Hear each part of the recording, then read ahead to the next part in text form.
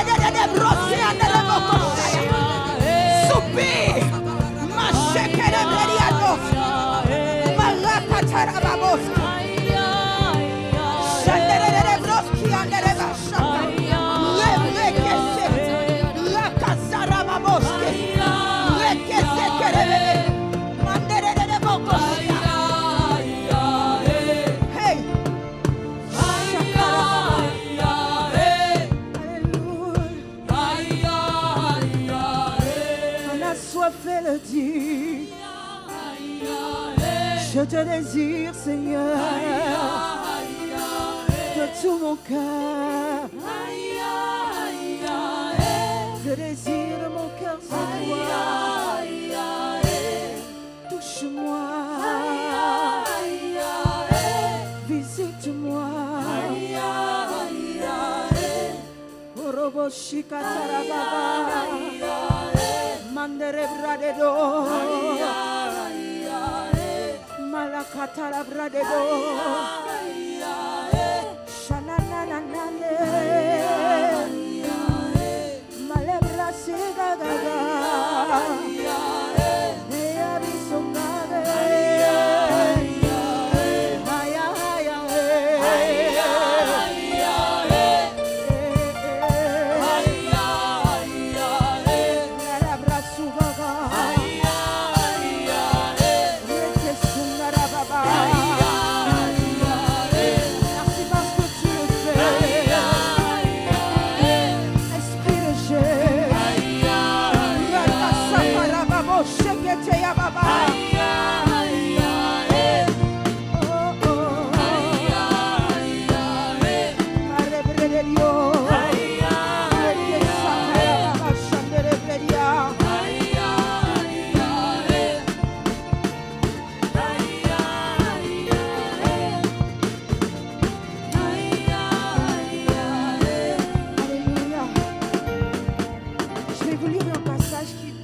m'a fait du bien hier.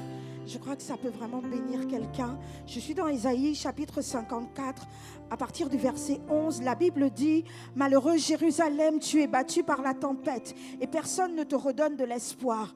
Moi le Seigneur, je vais te rebâtir avec des pierres colorées. Tes fondements seront en pierres précieuses bleues. Le haut de tes murs sera en pierre précieuse rouge. Tes portes seront en pierre aussi transparente que du verre. Tous tes murs de défense seront en pierre précieuse. J'enseignerai tous tes enfants et ils vivront dans le bonheur.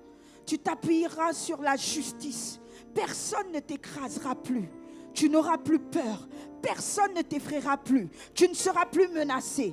La Bible, la suite, c'est: si on vient t'attaquer, je n'y serai pour rien. Je suis dans parole de vie. Celui qui t'attaquera tombera sous toi. Regarde, c'est moi qui ai créé le forgeron. Lui qui souffle sur les charbons brûlants et qui fabrique des armes de toutes sortes. C'est moi aussi qui ai créé l'homme capable de détruire ses armes. Aucune arme faite pour t'attaquer ne peut te faire de mal. Et si quelqu'un vient t'accuser au tribunal, tu pourras prouver qu'il a tort dans le nom de Jésus. Alléluia. Cette parole m'a fait du bien. Moi, le Seigneur, je vais te rebâtir avec des pierres colorées. Tes fondements seront en pierres précieuses bleues. Alléluia. Alléluia. Il prendra les détails de ta vie. Ceux-là qui avaient perdu de l'éclat. Ceux pour lesquels toi-même, tu n'avais même plus espoir. Tu ne savais même plus quelle direction leur donner. Dieu dit: ce n'est pas terminé. Moi, l'Éternel, je te rebâtirai. Moi, l'Éternel, je ferai une œuvre extraordinaire. Je fais quelque chose de nouveau. Alléluia. Quelque chose de nouveau. Je déverse une pluie spéciale. Je déverse une grâce spéciale. Alléluia. Alléluia. Merci Jésus. Saint-Esprit, merci parce que tu le fais dans la vie de quelqu'un. Merci pour ta parole, oh Dieu, qui encourage, qui fortifie quelqu'un, qui redonne de la force ce matin à quelqu'un qui en a besoin, dans le nom puissant de Jésus. Seigneur, merci parce que tu es le conseiller, le consolateur par excellence, le coach par excellence. Seigneur, même lorsque les hommes n'ont pas de mots, toi, Saint-Esprit, tu es celui qui a toujours les bons mots pour nous. Tu nous connais mieux que quiconque. Tu connais les choses qu'on n'ose pas dire aux gens. Tu nous sondes, oh Dieu, Seigneur, dans les profondeurs. Merci parce que devant toi, nous n'avons aucun secret. Seigneur, même les cheveux de nos têtes sont comptés, oh Dieu. Seigneur, tu les connais. Alléluia. Seigneur, merci parce que tu as les paroles de la vie. À qui d'autre irions-nous?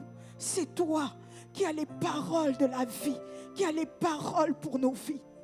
Nous te bénissons, précieux Saint-Esprit. Merci parce que tu ne nous as pas oubliés. Merci parce que tu n'as oublié personne, oh Dieu. Marebo Shaka. Merci parce que tu fais du bien à quelqu'un ce matin. Rakasakataraba Shekete. Dans le nom de Jésus, tu visites quelqu'un qui se bat depuis 7 ans avec ses forces, oh Dieu. Ton esprit, Seigneur, oh Dieu, vient fortifier.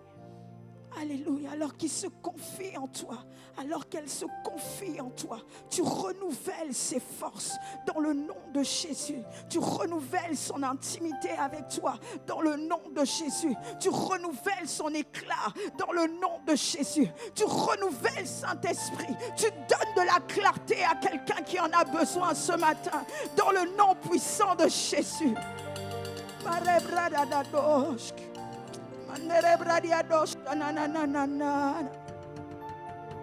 Rebreke sukara baba shanananage andere brada da doski maraka sukara baba shketere bradia doski andere bradia gasumandege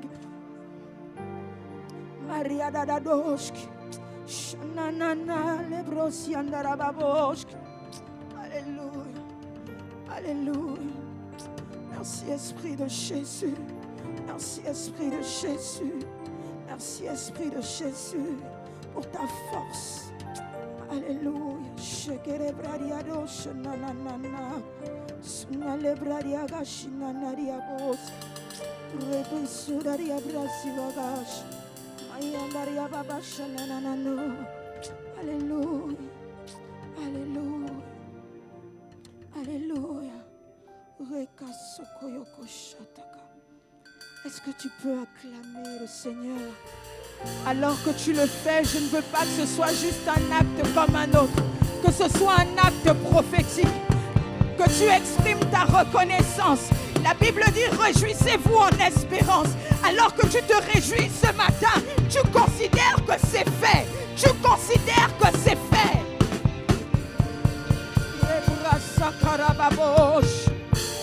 Je ne sais pas à quoi tu t'attends de la part de Dieu. Alléluia. Amen. Mais je sais que tu peux acclamer mieux que ça. Non, non, je veux que tu visualises la chose. Parce que tu n'as pas encore visualisé. Vois-le et vois encore plus grand. Alléluia. Alléluia. Amen, amen. Je bénis le Seigneur pour la grâce, ce privilège qui me fait d'être là ce matin. Amen. Je bénis le Seigneur pour la grâce qui me fait de vous apporter la parole ce matin. Je bénis le Seigneur également pour le père de ce ministère, l'apôtre Alain Patrick Tsenge. Alléluia. Qui est actuellement du côté de Rennes pour la convention, n'est-ce pas? Alléluia. Donc quand vous pouvez vraiment connectez-vous, vous serez puissamment bénis. Amen. Je vais également bénir le Seigneur pour son épouse, pour le pasteur Paulette Tsenge. Alléluia. Je vais bénir le Seigneur également donc pour le pasteur Yvon Mouketou, le pasteur de la zone sud-est, qui est actuellement en déplacement, et le pasteur Tina Mouketou, pasteur résident d'ACR Lyon, pasteur et maman de la maison. Tu peux acclamer mieux que ça, je sais. Amen. Amen, amen. Je bénis le Seigneur également donc pour tout le collège pastoral, les 12, les responsables de département, tous ceux qui servent dans la maison du Seigneur. Et je bénis le Seigneur également pour chacune de vos vies. Amen, amen. Je vais vous inviter à prendre place. Merci beaucoup les chants. Oh, pardon. Pasteur Betty, en tout cas dans le collège pastoral. Amen. Alléluia. Amen, amen. Le titre de mon message, mon exhortation ce matin, alors que nous célébrons la Pentecôte, on va le lire ensemble, n'est-ce pas? On va lire Actes au chapitre 2.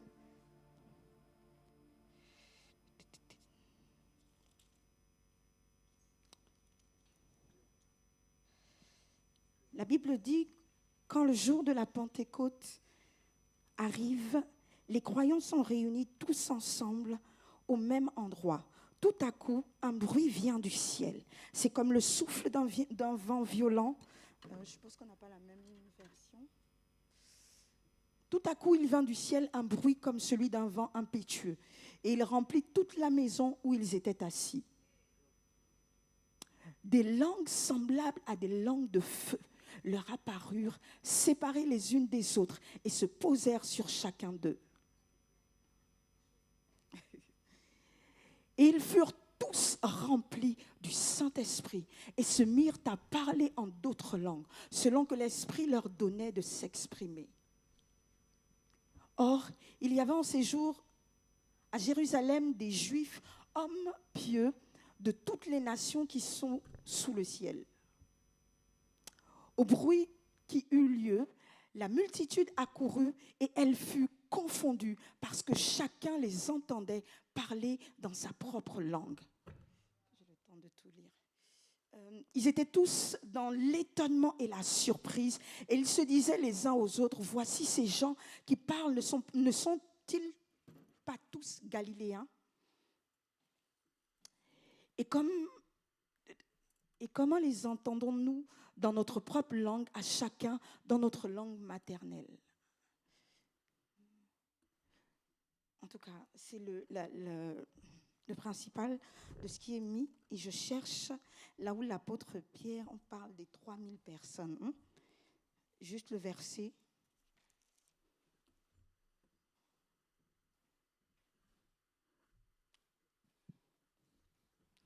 Le titre de mon message ce matin, je disais, c'est repositionnement. Et en fait, pendant que le multimédia me trouve juste le verset sur les 3000 personnes qui se sont converties, et je réfléchissais par rapport à ce message, et j'avais le sentiment que pour les cultes d'aujourd'hui, ce que le Seigneur donnait, c'était comme des lettres. Et on va lire dans 1 Jean chapitre 2, à partir du verset 13. 1 Jean, chapitre 2, à partir du verset 13.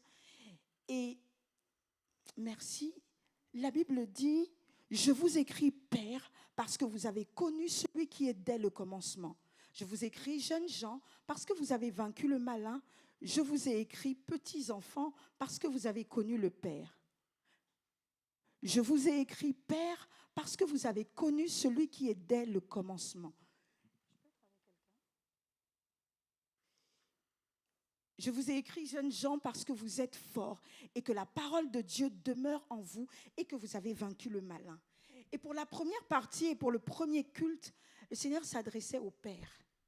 C'était vraiment, quand je réfléchissais, le verset qui m'est venu, c'est vraiment « Je vous écris, Père ». Et la Bible dit « Parce que vous avez connu ». Parce que vous l'avez connu, parce que vous avez connu celui qui est dès le commencement. Et j'ai dit que le titre de mon message, c'était repositionnement. Repositionnement parce que nous sommes dans une saison où Dieu s'apprête à relâcher dans le monde vraiment une armée particulière. Et quand je parle d'armée, je parle de vous, je parle de moi, je parle de chacun de nous ici.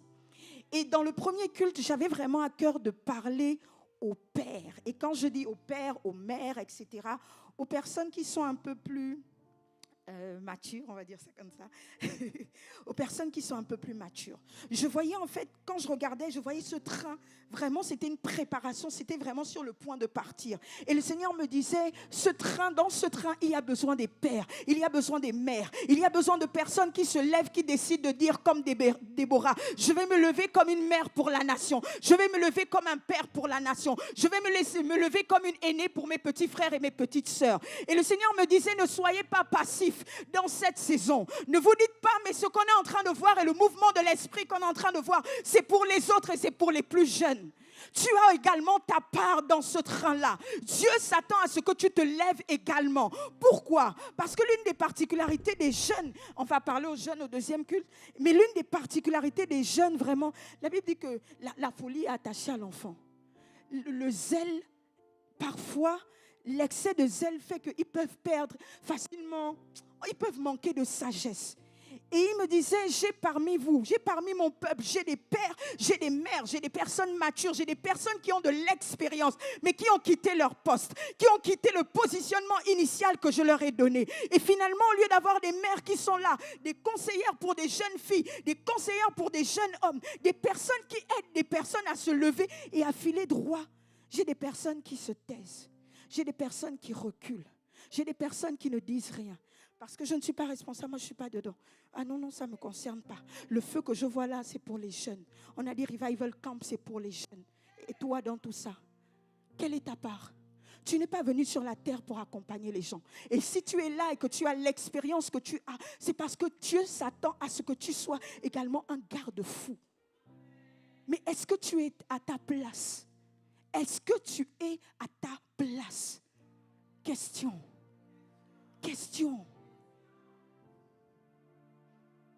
Le zèle des jeunes est important. Mais ton expérience en tant que père, en tant que mère, en tant que grande sœur, en tant que grand frère est extraordinaire. Et c'est tout ça, comme je disais, qui constitue les garde-fous et qui font que finalement, on n'aille pas dans tous les sens et on ne s'égare pas. Et Dieu m'a dit, dis-leur de se repositionner, Alléluia. On l'a dans Juge 5, verset 6 au verset 7, quand je parlais de Déborah. Juge 5, verset 6 au verset 7. La Bible dit, au temps de Shamgar, fils d'Anath, au temps de Jaël, les routes étaient abandonnées. Et ceux qui voyageaient prenaient des chemins détournés. Les chefs d'État étaient sans force en Israël, sans force. Quand je me suis levée, moi, Déborah, quand je me suis levée comme une mère en Israël, il y avait un souci. Les gens étaient sans force. Il y avait un chaos. Et il fallait que quelqu'un se lève et se dise, je me lève et je fais quelque chose en particulier. Je me lève et je fais quelque chose en particulier. Et vous allez me dire peut-être, mais moi on ne m'a pas demandé de faire quelque chose. Et quand vous lisez l'histoire dans Actes chapitre 2, chapitre 3, etc., lorsque Pierre prend la parole et qu'il se retrouve devant les personnes, la Bible dit que les gens commençaient à murmurer, chacun donnait un peu son avis sur ce qui se passait. D'autres disaient, mais ils sont fous, ils ont perdu la tête, etc., etc. Pierre a regardé, il aurait pu se taire, les autres n'ont rien dit. Pierre s'est levé. Et il a commencé à expliquer ce qui se passait. Il a commencé à parler. Il a commencé à témoigner de l'évangile. Il a commencé à prendre sa place. Il s'est positionné comme un leader. On ne lui avait rien demandé. Personne ne lui avait donné de position. Personne ne lui avait dit, Pierre, maintenant c'est le moment, commence à parler. Personne. Il avait juste les paroles que le maître lui avait dites dans le secret. Il savait juste qu'il était le responsable de l'église. Il savait juste ça avant parce que le maître le lui avait dit. Mais personne ne le savait. Les autres n'étaient pas forcément au courant de ça. Tout ce qui était en face de lui, c'était un disciple de Jésus comme les autres, quoi. Et je ne sais pas ce qui t'a été dit dans le secret. Je n'étais pas là. Ton voisin n'était pas là. Et je vais te choquer, les pasteurs non plus n'étaient pas là. Ils n'étaient pas là. Mais ta responsabilité, suite à la Pentecôte, qui je crois n'est pas un événement d'une seule fois dans l'année, non. Non, non et non. Non. Non. D'ailleurs, ce jour-là, ils ne s'attendaient pas à ça. La Bible dit qu'ils étaient rassemblés, ils priaient, ils faisaient ce qu'ils faisaient d'habitude. Il y a une version qui dit qu'ils faisaient ce qu'ils faisaient habituellement. Et ce jour-là, le Seigneur a décidé de les visiter. Mais ils faisaient d'abord quelque chose. Ils étaient dans le lieu secret. Ils se tenaient là. Ils étaient confus. Ils avaient peur. Le maître venait de partir. On ne sait pas ce qui va se passer après. Ça devient flou en fait. Il a toujours été là. Finalement, il n'est plus là. On ne sait pas en fait. Si on sort là, on ne sait pas trop. Restons un peu tranquilles. On se cache, etc., etc. Et ce jour-là, alors qu'ils ne s'y attendaient pas, le Saint-Esprit vient les visiter puissamment. Et le but du Saint-Esprit, lorsqu'il arrive, ce n'était pas juste venir leur faire des chatouilles. C'était très bien parce que le peuple en face pouvait les comprendre. Il n'y avait plus d'excuses de barrière de langue. Je ne comprends pas ce qu'ils disent, etc. Personne ne pouvait le dire parce que tout le monde comprenait ce qui était dit. Tout le monde avait la capacité de comprendre ce qui était dit. À cause de ce que le Seigneur fait. Donc tu n'as pas l'excuse de dire, mais oui, mais si je dis, ils ne vont pas comprendre. Non. Non. La question, c'est juste, est-ce que tu as vécu la Pentecôte? Est-ce que tu as été visité? Est-ce que tu as été équipé? Est-ce que le Saint-Esprit est passé par là? C'est ça la question. Si le Saint-Esprit est passé par là, tu as ce qu'il faut. Tu as ce qu'il faut. Dieu donne du poids à ta voix dans le nom de Jésus. Dieu donne du poids. Lorsque tu parles au-delà de ce que tu dis, il y a quelque chose qui se passe dans le cœur de quelqu'un. Et ça, c'est l'œuvre du Saint-Esprit. Ça, c'est le Saint-Esprit qui le fait. Mais il faut d'abord que tu fasses ta part. Il faut d'abord que tu te lèves et que tu décides de parler. Il faut d'abord que tu te lèves et que tu décides de faire ce que Dieu t'a demandé de faire. Il faut d'abord que tu ne sois plus démissionnaire. Il faut d'abord que ce soit le cas. Je vous écris Père, je vous écris Mère, je vous écris grande sœur, je vous écris grand frère. Je vous écris, vous ces chrétiens, vous êtes là, vous connaissez le Seigneur depuis un moment, ou même pas, mais vous avez une expérience avec le Seigneur. Je vous écris à vous, repositionnez-vous, repositionnez-vous, reprenez vos places, parce que vous êtes important dans cette saison également. Vous êtes important, vous n'êtes pas mis en reste, vous n'êtes pas en reste. Alléluia. On va lire 2 Timothée, chapitre 1, au verset 6.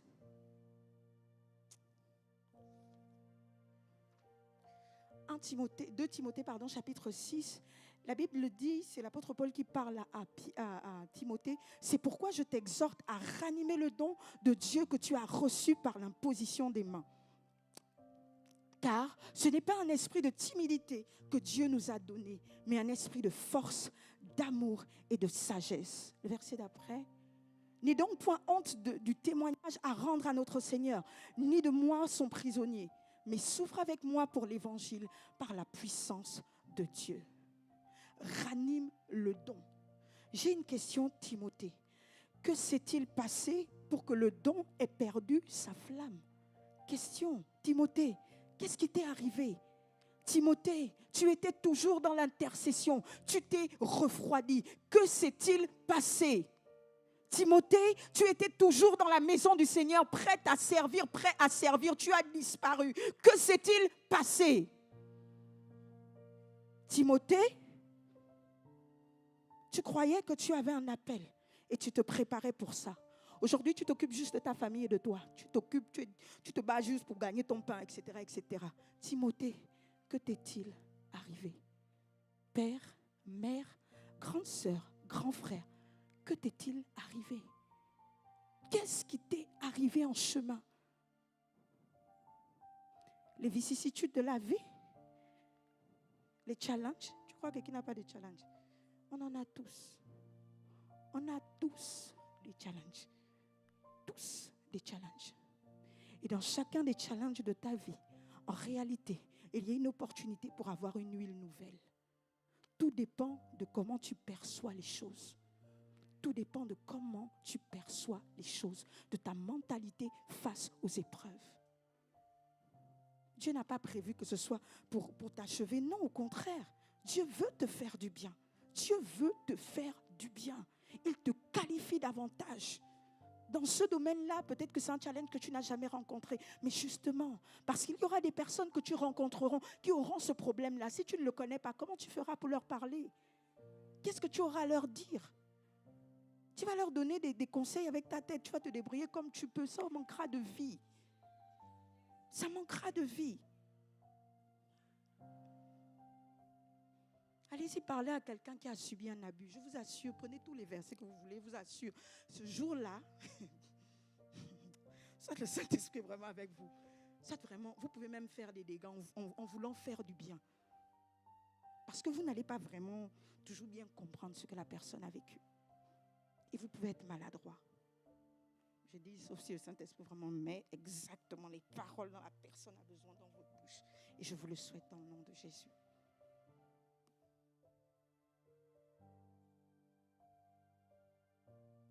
Dans ce que tu as vécu, dans ce que tu as dans tes mains, dans tes dons que tu as oubliés, dans tous les talents que tu as pris et que tu as enterrés en disant maintenant là de toutes les façons ça ne semble plus venir, ça ne semble plus, la saison est déjà passée, j'ai déjà passé toutes ces choses. La Bible dit qu'il ne se répand pas de ses dons, il ne se répand pas de son appel.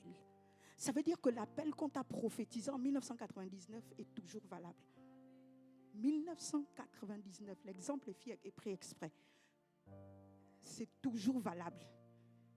Dieu ne se répand pas. Ce n'est pas un homme. Nous, aujourd'hui, on prend une décision, après on change d'avis. Le lendemain, on n'a déjà plus envie. Non.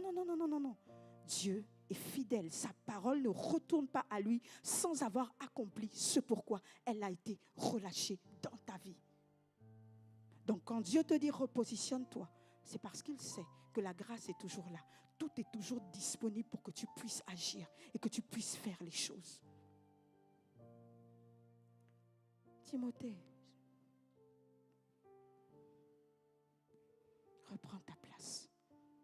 Crois à nouveau en ton appel. Je n'ai rien contre, vraiment. Moi, d'ailleurs, le premier service que j'ai fait à l'église, c'était le ménage. Ça dit en passant, pour l'exemple que je vais prendre juste après. Le premier service que j'ai fait personnellement à l'église, c'était le ménage. Oh my God, qu'est-ce que j'ai été puissamment honte pendant que je faisais le ménage à l'église. Oh, je vous assure, mes mains brûlaient. Il y avait tellement la présence de Dieu. Tellement la présence de Dieu pendant que je le faisais. J'ai apprécié faire ça. Parce que quand je cherchais le Seigneur, je disais au Seigneur, Seigneur, où je ne suis pas digne. Mais même si tu me permets juste de nettoyer ta maison, même les toilettes juste, ce sera un privilège pour moi. Et quand je suis arrivée à l'église, le premier service que j'ai fait, c'était le ménage. C'était ranger les chaises. Et on avait une maman, la maman Nicole, il fallait que ce soit très loin, ce que je vois là. Ah non, on restait jusqu'à 21h, tant que le c'est pas au millimètre près comme ça, tu ne sors pas. Une grâce, un privilège, j'ai tellement pris plaisir à le faire. Tellement, et Dieu m'a beaucoup béni pendant que je le faisais. Mais ce n'est pas parce qu'aujourd'hui tu fais le ménage dans la maison de Dieu que tu dois t'arrêter à ça et maintenant faire taire ton appel. Ce n'est pas un prétexte pour Dieu. Tu vas me dire que tu es dans le temps de la préparation. Il n'y a pas de souci. Et toutes les autres choses auxquelles tu ne crois plus, toutes les autres choses que tu ne fais plus. Dans ton temps de la préparation, tu n'as pas la capacité de parler à quelqu'un. Dans ton temps de la préparation, tu n'as pas la capacité de prendre soin de quelqu'un. Dans ton temps de la préparation, toutes les choses que tu faisais dans le passé, tu ne les fais plus. Le ménage n'est pas une excuse pour ne plus rentrer dans l'appel que Dieu a pour toi. Ce n'est pas une excuse. Je ne sais pas pourquoi c'est l'exemple que je prends.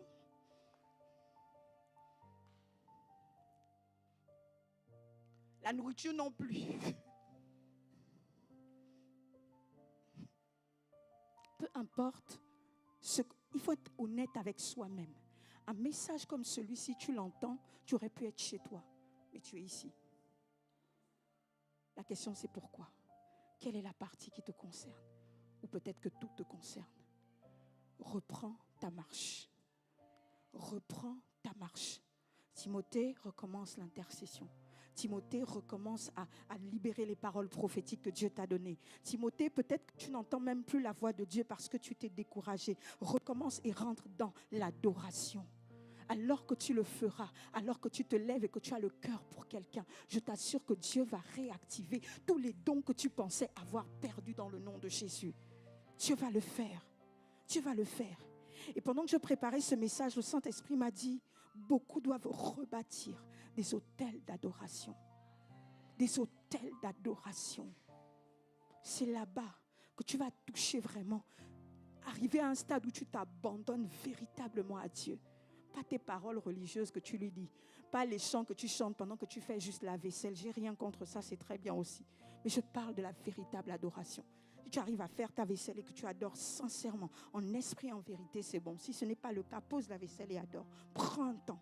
J'ai dit hôtel d'adoration. Je n'ai pas juste dit l'adoration, j'ai dit un hôtel d'adoration. Saint-Esprit m'a dit, beaucoup doivent rebâtir des hôtels d'adoration. Ça va réactiver plein de choses dans ta vie. Il y a des choses pour lesquelles tu tournes en rond, même dans ta propre vie. Parce que tu n'es pas toujours là où il faut. Ou parce qu'il te manque un réma. Et ce réma-là, tu l'auras dans l'intimité. Dans l'intimité. Et il y a des rémas qui viennent parce que tu es en train de faire quelque chose pour Dieu. Parce que tu es en train de répondre à un appel. Il y a des rémas qui viennent à ce moment-là. Il y a un type d'ange dans ta vie que tu ne vois que lorsque tu es sur ton couloir, lorsque tu es en train de marcher.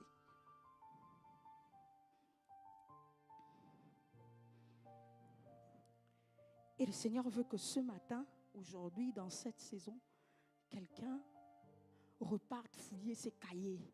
Tu as oublié peut-être. Saint-Esprit, ramène à la mémoire. Ramène ça à la mémoire. J'ai oublié peut-être. La Bible dit que Je n'ai plus le verset exact, mais en gros, ça dit que c'est un proverbe, que l'enfant montre quand il est jeune déjà ce qu'il va devenir. Ça veut dire qu'en fait, il y a des rêves, il y a des appels, il y a des choses que Dieu a déposées dans ton cœur. Tu étais encore enfant. Ça a commencé à faire bouillonner ton cœur. Tu étais encore enfant. Et tu as grandi, tu es devenu là trop grand. Et puis tu ne tiens plus compte de ces choses. Et pourtant, ça fait partie de ta destinée. Ça fait partie de ta destinée. Rappelez-vous de la parabole des talents en fait. Rappelons-nous de la parabole des talents. Quel est ce talent-là, ce don que tu as pris, que tu as enterré?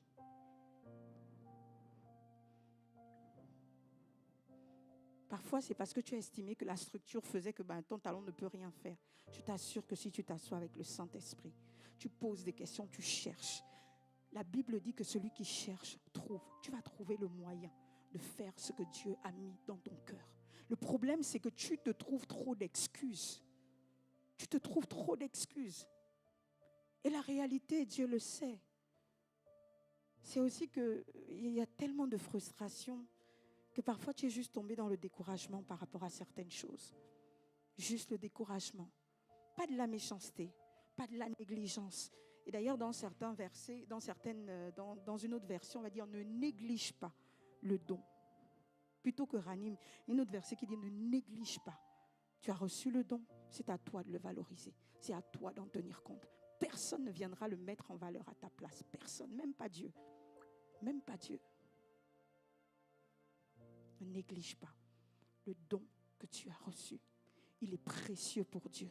Il est précieux pour les personnes pour qui tu l'as reçu.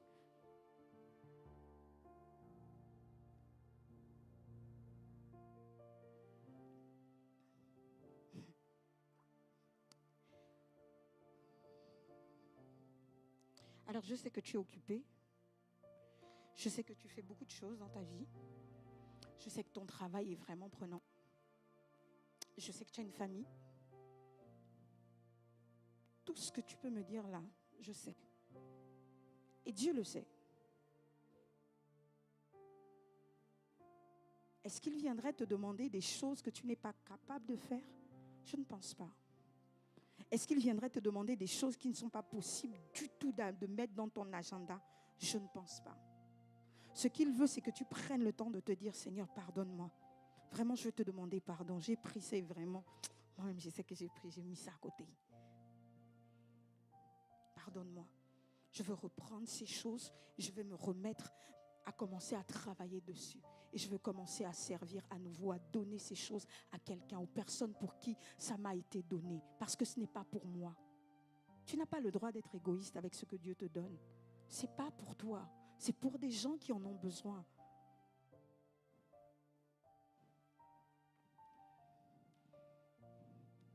Je parlerai probablement de ça au deuxième culte.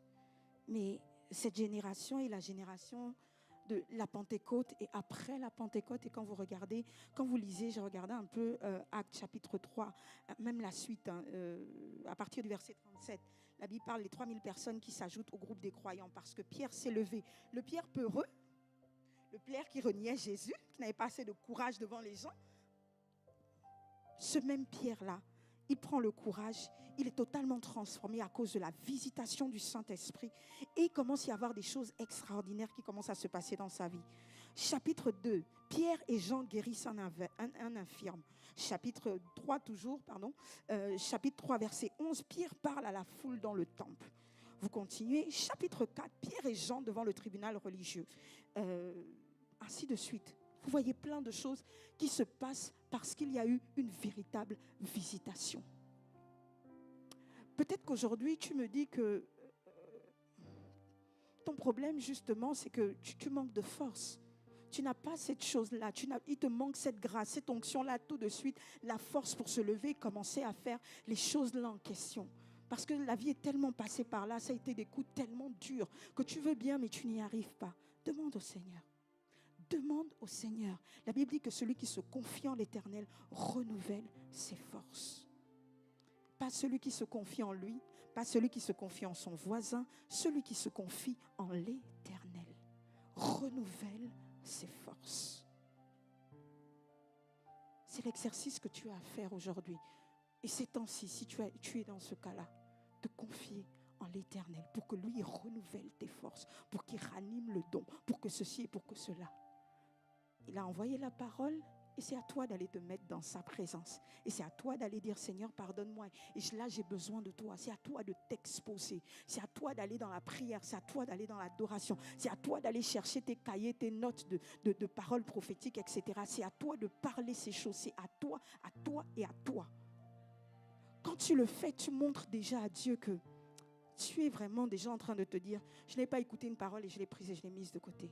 Je prends le temps de me repositionner, de me recalibrer.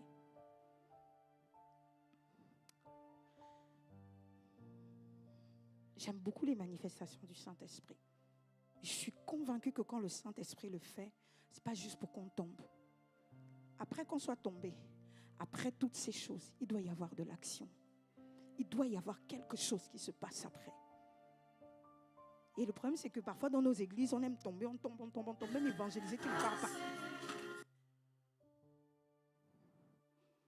Même pour aller évangéliser, tu ne pars pas. C'est quel feu qui est allumé? Tu fais juste le bruit. Un jour, j'étais encore à la louange. Si je chante, laissez-moi. J'étais encore à la louange et puis j'étais là et j'étais en train d'adorer. D'ailleurs, en même temps en répétition, et le Saint-Esprit me dit, tu sais, il n'y a pas de véritable adorateur qui n'évangélise pas. Ça n'existe pas. Si tu es une vraie adoratrice, tu as mon cœur. Et donc, les choses qui intéressent mon cœur t'intéressent. Si tu es une véritable adoratrice, tu t'intéresses aux âmes. Tu es une vraie adoratrice. Tu t'intéresses aux âmes. Alléluia. Et on a dit qu'on allait aller... Ah, Seigneur Jésus. Ok.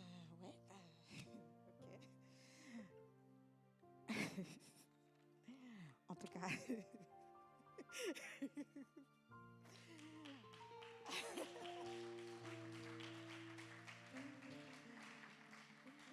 C'est chaud, hein? Le temps est terminé, mais ce que je veux qu'on garde aussi à l'esprit, je vais finir. Ce que je veux qu'on garde aussi à l'esprit, c'est que une des choses qui a fait en sorte que ce jour-là, le Saint-Esprit tombe, il y avait des gens qui étaient déterminés dans la présence de Dieu. Je ne parle pas d'être dans la présence de Dieu juste par habitude.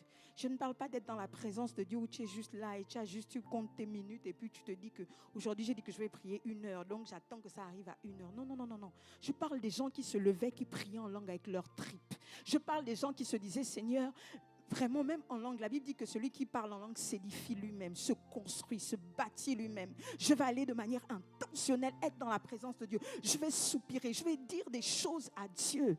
Je vais soupirer, mais alors que je le fais avec intentionnalité, il y a quelque chose de véritable qui se fait à l'intérieur de moi. Il y a quelque chose, il y a un feu qui est rallumé, il y a quelque chose qui se passe vraiment à l'intérieur de moi. Ça me demande juste de l'intentionnalité.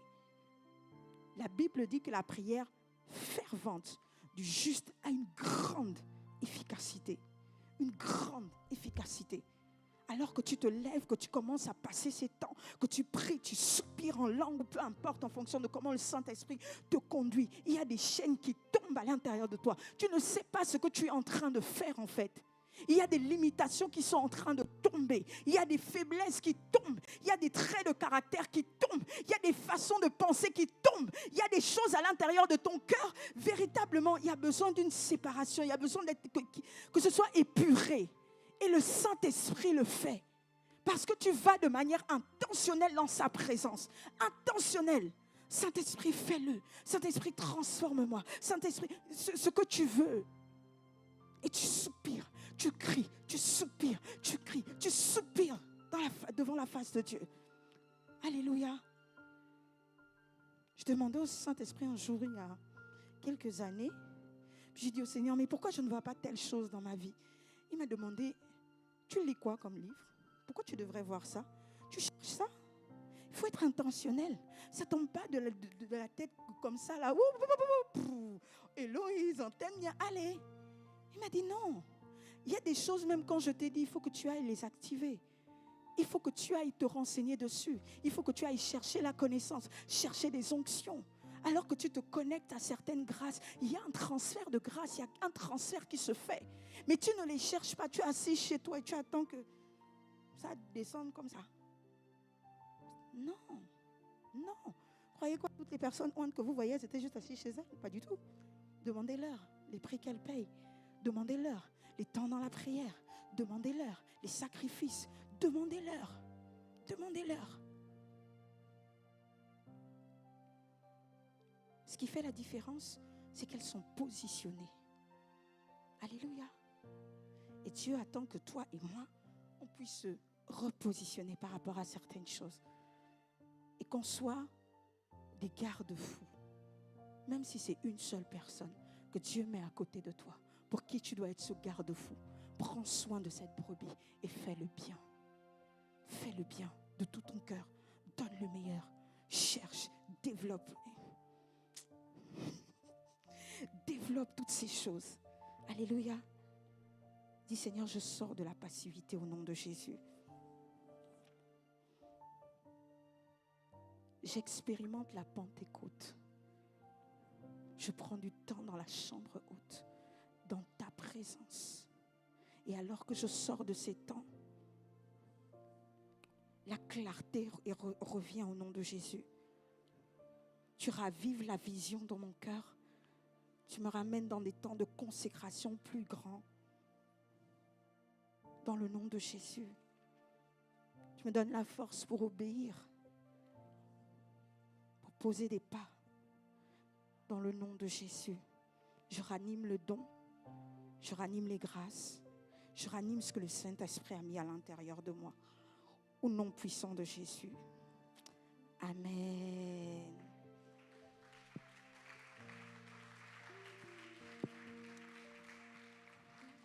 Alléluia.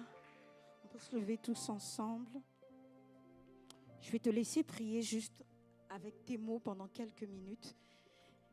Et juste après, donc, on va passer à une autre phase de notre culte, le temps des offrandes. Tu peux parler au Seigneur avec ton cœur. Je te laisse l'opportunité de le faire. Alléluia. Tu connais le domaine qui était visé, les choses sur lesquelles tu t'es relâché. La Bible dit que celui qui se relâche dans son ouvrage est le frère de celui qui détruit. Alors dis au Seigneur, donne-moi la force de me remettre où il faut. Donne-moi la force d'être à nouveau ce don dans tel et tel autre domaine. Donne-moi la force, précieux Saint-Esprit. Donne-moi la force d'être et de développer ces temps dans la chambre haute avec toi. Ces temps d'intimité dans le nom de Jésus. Donne-moi la force, Seigneur, au Dieu, de rebâtir cet autel d'adoration dans le nom de Jésus. Je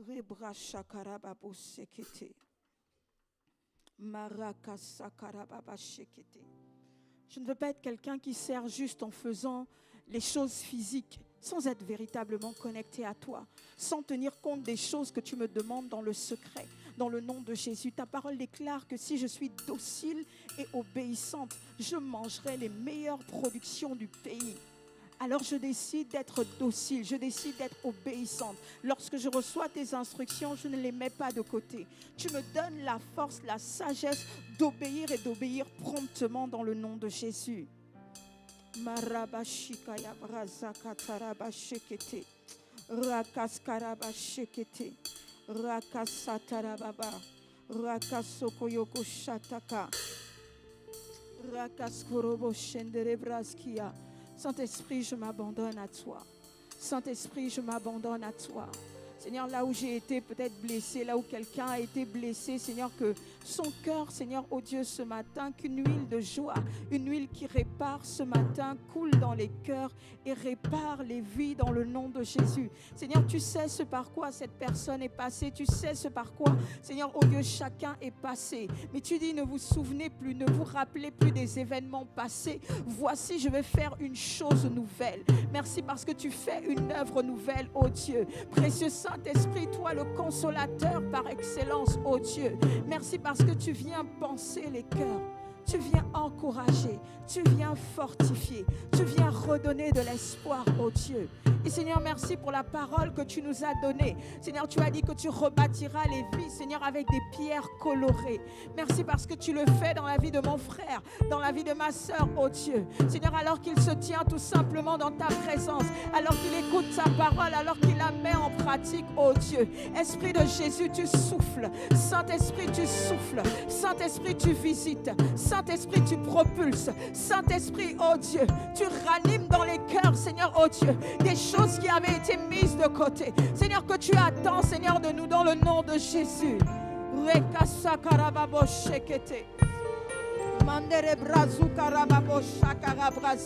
Tu ranimes des vies de prière, des vies de consécration, oh Dieu, de réelles vies d'intimité avec toi. Pas juste des temps religieux avec toi, mais de véritables temps d'intimité profond avec toi. Dans le nom puissant de Jésus. Quelqu'un qui avait du mal à entendre ta parole, à entendre, Seigneur, oh Dieu, ta voix.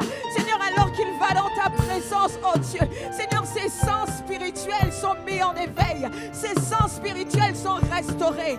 Dans le nom puissant de Jésus, la grâce prophétique augmente dans la vie de quelqu'un. Quelqu'un qui faisait beaucoup de rêves, beaucoup de visions, qui entendait clairement ta voix et pour qui ça devient des gouttes.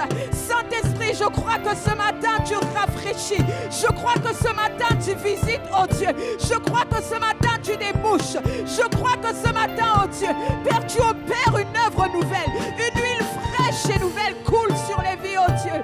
Père, dans le nom puissant de Jésus. Ces choses reviennent. Les visions reviennent en abondance. Les songes reviennent en abondance. Dans le nom puissant de Jésus. Quelqu'un entend audiblement ta voix. Dans le nom de Jésus. Merci pour les temps d'adoration. Ces temps profonds. Seigneur, ces temps, Seigneur, de cœur à cœur avec toi. Dans lesquels on ne retient rien. Seigneur, dans lesquels on vient en toute transparence devant toi, oh Dieu. Et on te laisse œuvrer. On te laisse opérer. On te laisse guérir. On te laisse transformer. On écoute également tes reproches. On se laisse façonner par toi, oh Dieu. Dans le nom de Jésus.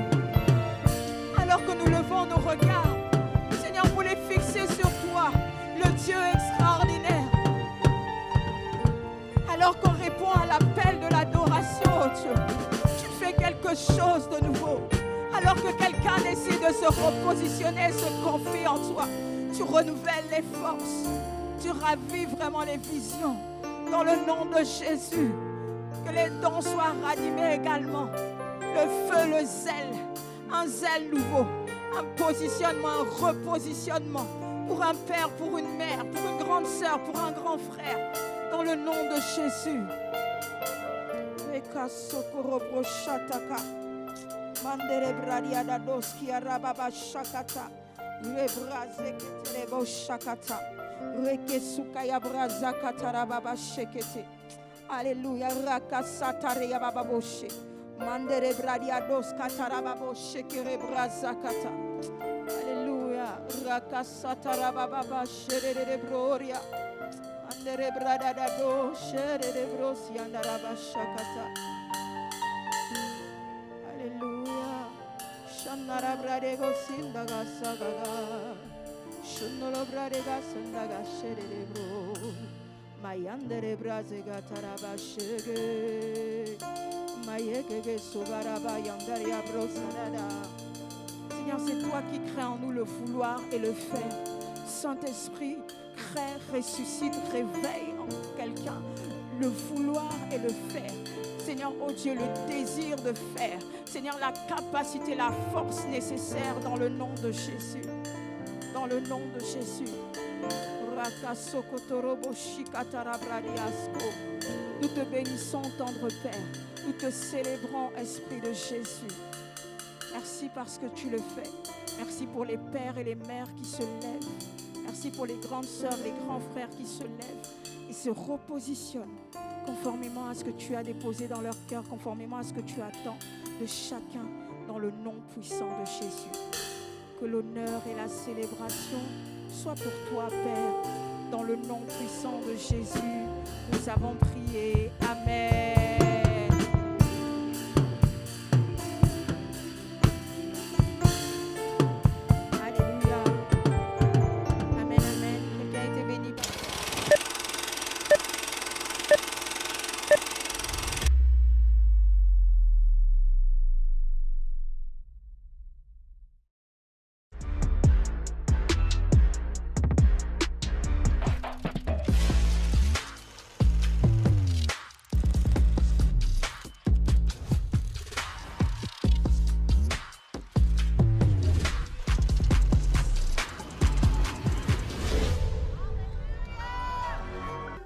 grandit.